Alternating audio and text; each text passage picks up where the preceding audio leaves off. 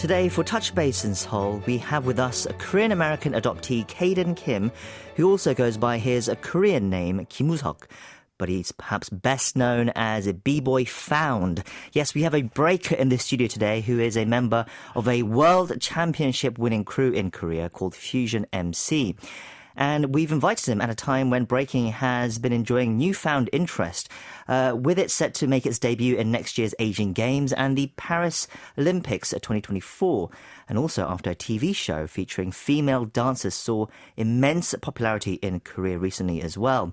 So to learn more about his story and talk about the current breaking scene, he's joined us in the studio today. Mr. Kim, it's great to have you on the show. Thank you for having me. I'm really appreciative for you to invite me here. It's a pleasure. So first of all, can you tell us about your B-boy name? B-boy found. It's quite original, I would say. Yeah. Can you tell us what's the meaning behind it? Well, it relates to my adoption, really. And, wanting to find myself and, as cliche as it might sound, finding myself within breaking, within dancing. And so I gave myself the name. At first, it was kind of cheesy to me as well, but I think it really fits with who I am as a person.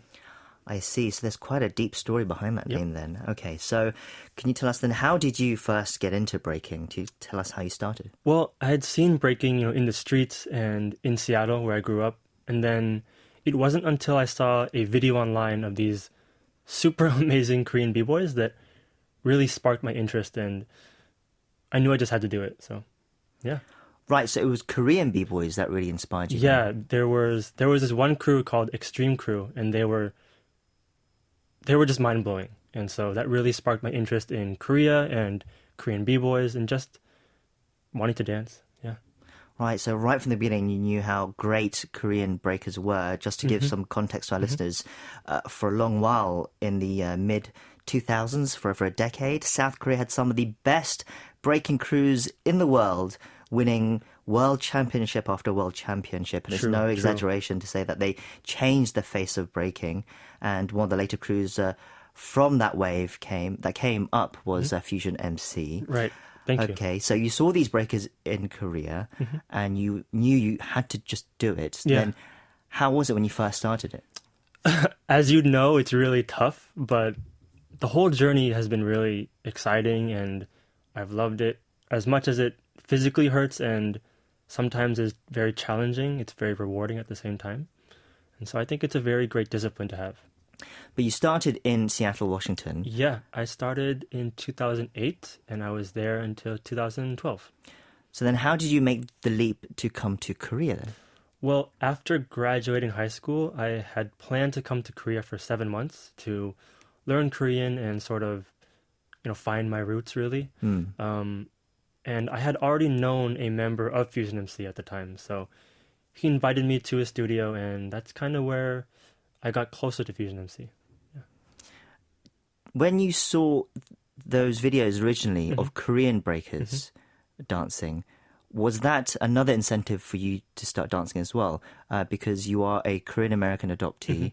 I understand that you are always interested in finding more about your roots. Yes, I honestly didn't really know much about Korea at the time, and this was in 2007, 2008.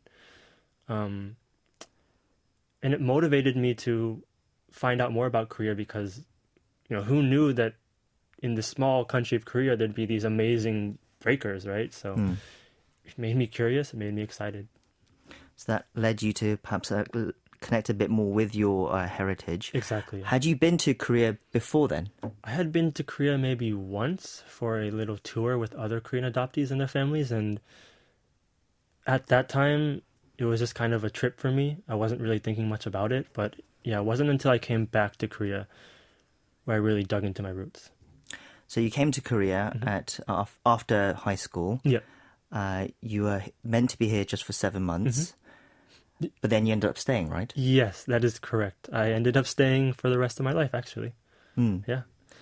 So you've already decided that you're going to stay here? Yeah, so, I auditioned for Fusion MC, and somehow, miraculously, I passed. And then I didn't really have much other plans back in the States, to be honest. And breaking was my dream. So it was kind of perfect timing, and I just decided to move to Korea. You said you auditioned for Fusion MC. Some people might be surprised that there's an audition to join Right. some sort of breaking crew. Can you tell us about that?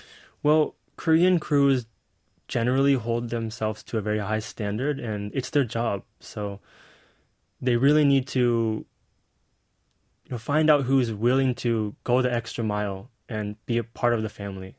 So an audition process is a great way to do that. Basically, you submit your info, you send in a few videos, and then if they like you, you come into a live audition where you do a battle. And if they like you on that day, then you pass. If they don't like you, then you fail. That must have been quite intimidating. It was probably one of the most scary moments of my life, to be honest. Having all these idols in front of my face watching me dance was, well, quite nerve-wracking. But you got through it. You got in. Somehow. Then after you got in, Yeah. what was it like? Well, nothing much changed, to be honest. I mean, even though we're a pro team, our lives revolve around dancing. So it was just more dancing and learning how to perform, learning how to battle properly, and getting to know the other members. That was really what it meant to be in the crew. When you say you're a pro crew, what does that mean? What does that involve in a day-to-day basis? Well, it means dancing every day, and it means trying to grow in other aspects as well. So, we're really big on SNS. We try to get performances. We try to go abroad. And really what it means is elevating our lives through dancing. So as much as we're dancers, we have to be like businessmen, kind of. So that's what it means to be pro versus having it be a hobby. And I understand in Korea, the training can be very intense as well. Yeah, you were right. Well, it used to be for us 8 hours a day. Now it's roughly 4 or 5 hours a day of just dancing. So it's really tough, to be honest. And that also includes performing and then going to practice. So it's a really tough schedule. What is it about breaking that you enjoy, that drives you to put in all those hours into practicing and to putting your body through what you do? I guess self-fulfillment and creativity. I'm a very creative person, as many other people are. And breaking is, as you know, a very nice way to be creative with your body and get ideas and feelings out of yourself in a physical way, which for me was very important because I was always a very active person. I needed to do sports or, play around with friends, and breaking fits both of those. So it was honestly perfect, and I've never lost the love for it. So, and I don't think I will. I think I'll just keep going.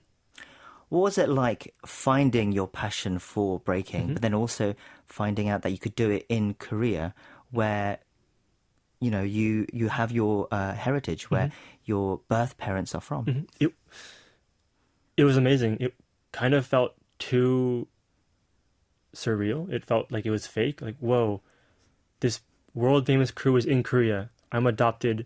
I was born in Korea. It just felt too perfect at the time. So I was blown away that I even made it in the crew. I was blown away that I had another chance to live in Korea. So it was very crazy, to say the least, but obviously very enjoyable. What's it been like living in Korea? I understand you grew up in the US. You didn't speak Korean originally when you were younger? Not at all. It was tough. Very, very, very tough. I still am not very great at Korean. I can understand, speak, but I still have I lack confidence in Korean skills. And that's a really big problem over the 7 years I've been here. Other than that, I really love Korea. I love the atmosphere. I love the people. I love the way it looks. Simply put, I really love Korea. Yeah. So you've never really looked back. What do your adopted parents say about you building your life here in Korea, especially through breaking? They're very supportive. Obviously, they were kind of worried about breaking because, it's not the most financially stable career path. But no, they've been so supportive, more supportive than I could have ever asked for, really. They've just been the best support I can have, to be honest. As we mentioned, it's an exciting time for breaking as well. There's the Asian Games, the Olympics coming up soon, Yes. and in Korea, there was a TV show I mentioned in the intro, Right. Street Woman Fighter, that has really blown up. And I understand that there is a sequel, a Street Man Fighter in the works as well.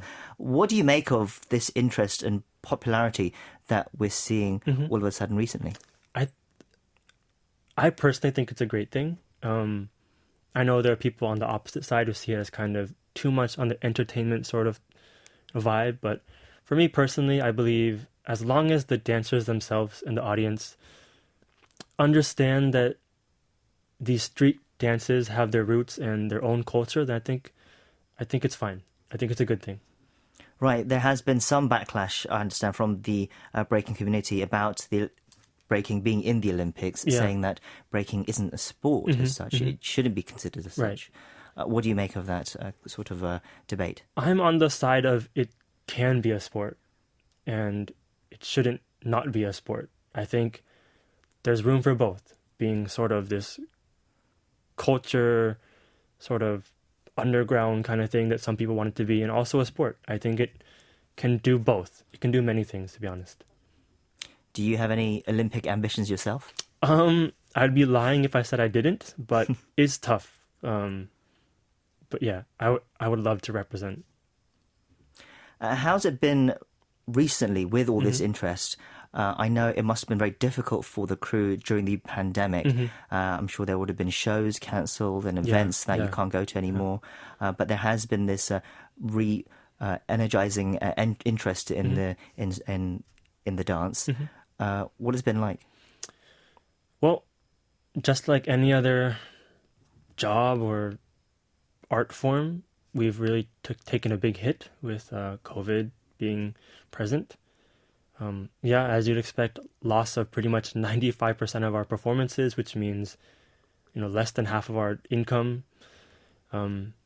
It's been tough, but we were really smart to, my crew has their own YouTube channel, I have my own YouTube channel, and we've really been trying to go on this sort of path for the time being, and that really kept us afloat, to be honest. But now that COVID's sort of kind of, smoothing itself out, we're really excited for what the future holds. As you said, Street Woman Fighter, there might be a Street Man Fighter. In general, I think street dancing is becoming more of a trend, which is great for us because that's our job. So I couldn't be more optimistic. And then what's next for you? What are your future goals and the crew's goals as well? My future goal is to keep dancing, keep progressing, hopefully win some super cool event in a different country, maybe even get to represent in the Olympics. And as odd as it may sound, I really want to improve my own YouTube channel and see my own crew's YouTube channel grow. That's about it. That's where my passion lies. So I just want to see everything get better. Well, we'll have to wrap it up there, but it was fascinating to learn about your story today. Thank you for listening. We've been speaking to Kaden KIM, aka B-Boy Found from Fusion MC. Thank you for sharing your time with us today. Thank you for having me. It's been a joy.